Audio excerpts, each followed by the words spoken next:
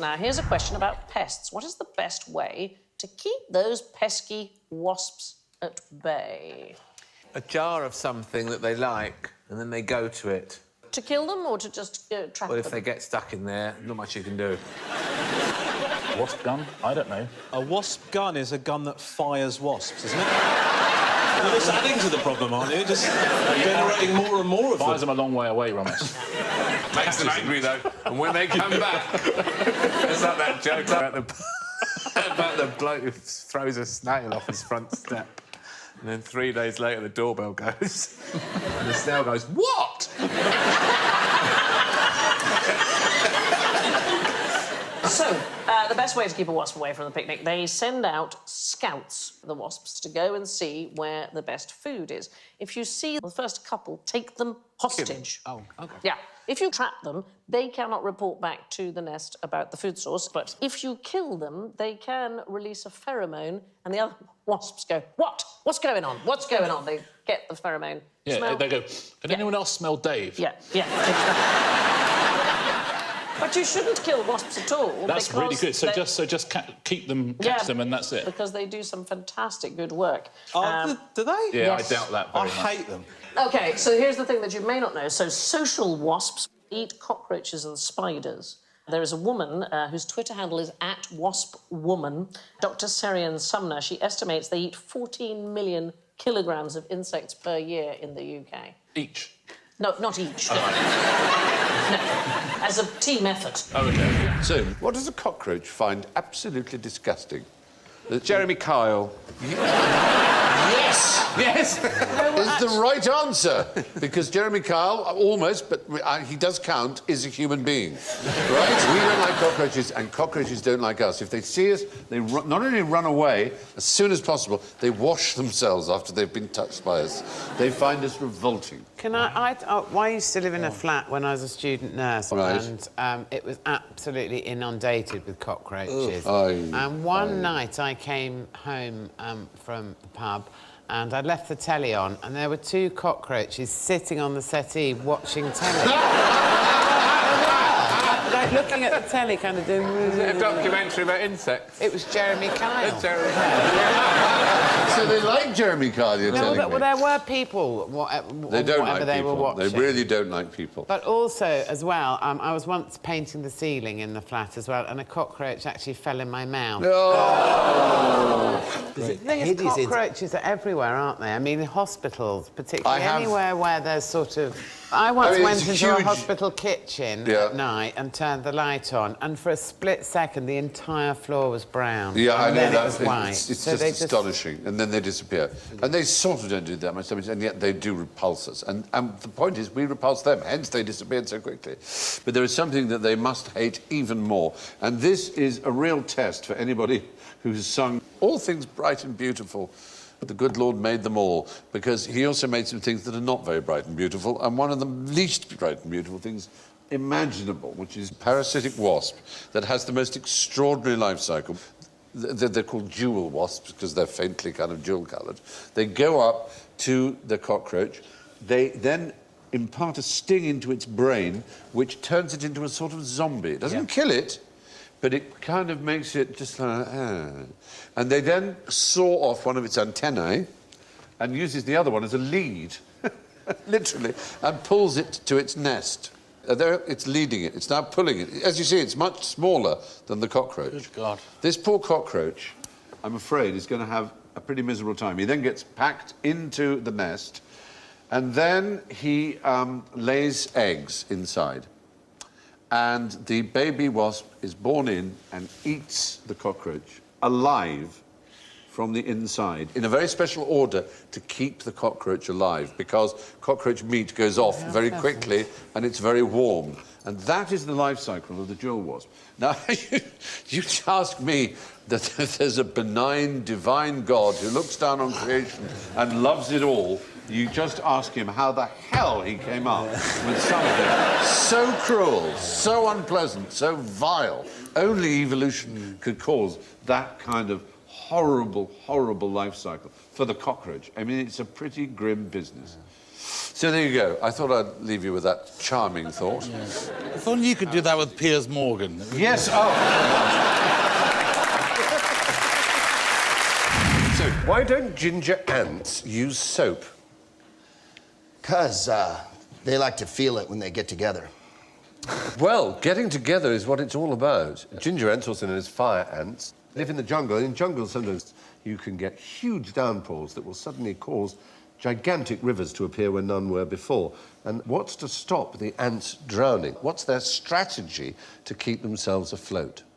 I find a bar of soap. No, the soap is the bad thing. They don't want that. They don't want the soap. Let's say no to soap. No soap there, all right, then. Well, I'd assume they'd climb a tree. If they could, they would, and we're going to see them climb a tree, but first they have to cross the water if they're suddenly deluged. Do they sail on little rafts? They make a raft of themselves. No. They cling together, all their little bits, like this, and they make a raft like that. Even carrying their eggs and their precious cargo. That's the fish underneath having a nibble at them, but they are... and then they're getting towards a tree, and they're going to try and climb that tree, because then they'll be safe. But it's a really smart strategy. There we go. He's got the first one's up, and then all the other ones are following. Isn't that amazing? It is amazing. And they all survive.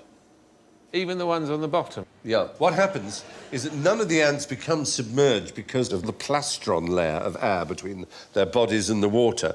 And that's from piastrone, Italian from breastplate, which is rather pleasing. A turtle's underbelly is also called a plastron, and so is a man's stiff, formal shirt front. So you can actually have... Yeah, it was a relief, wasn't it? You can actually have 500,000 fire ants connecting together in this way, and they can assemble themselves in less than 100 seconds. And they can float for days, even weeks, and migrate immense distances. Isn't that interesting? That's how I came over from Dublin this morning. But if you put a tiny drop of soap anywhere near it, the detergent would break the surface tension and they would drown. Describe nature's top gear. Nature's drugs? Oh, is that a thing? Drugs? Gear, you know, your gear, man. Gear. Don't... I got some top gear for you.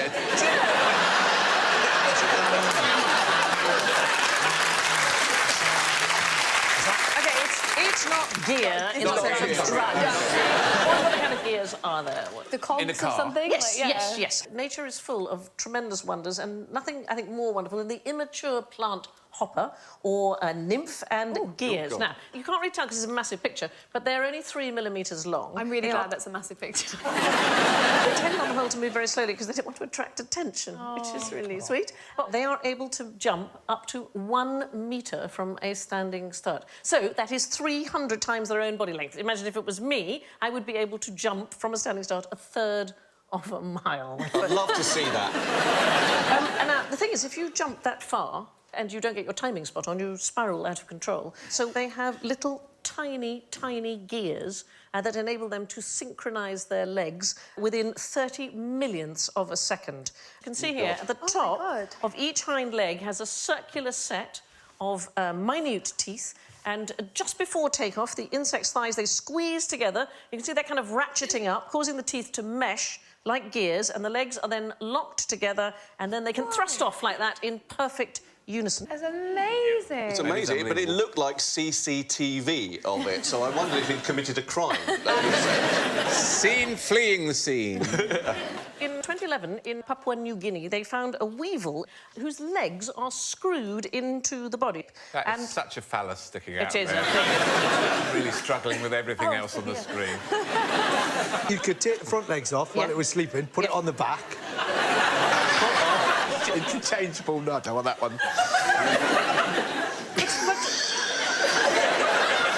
Why do you think they might do this? It takes its legs off. No, it doesn't take them off. It's able to tightens them. Tighten them, so it can pull along the length of the leg in order to make it rotate in its socket. So they can rotate the back legs 130 degrees and get a better grip. Or they can rotate the front 90 degrees and get a better grip. Why haven't we evolved to do that? Because you'd get drunk, you'd put your legs on wrong, and you'd go, I'm off! Oof, when you shoot off that way. But there are lots of what we call augmented animals, so animals who make themselves look a bit different. One of my favourites, Urubba lugens caterpillar.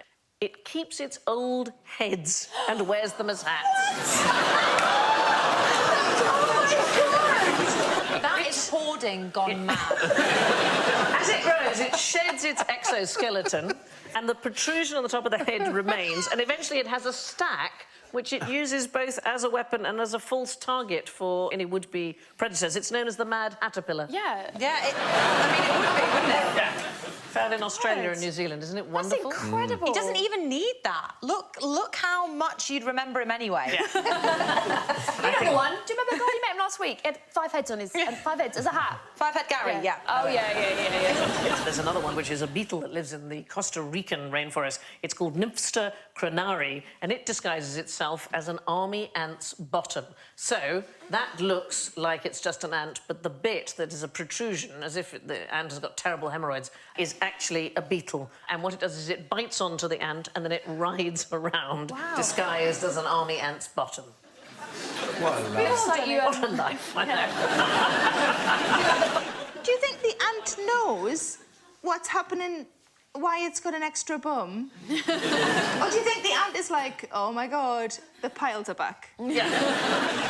Well, it will keep going like that, wouldn't it? Yeah. What the hell is that? I'm sure there's something. Suddenly you're the Kim Kardashian.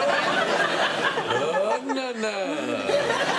You never see me. And every now and then it goes... doo-doo-doo-doo-doo.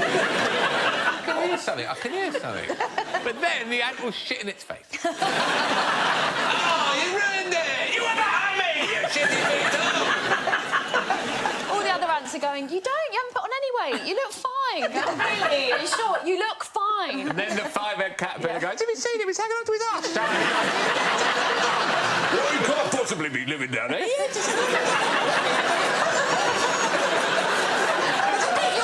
There's a beetle on the outside. Swap places. Oh, yes, there's a beetle on the outside. I can't get up there. Why am I always at the bottom?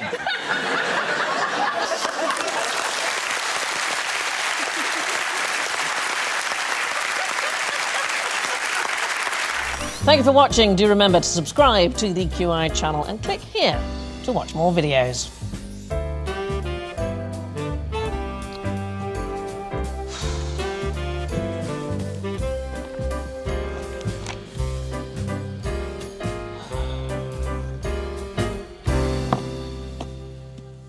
Well, please, come on, pick something.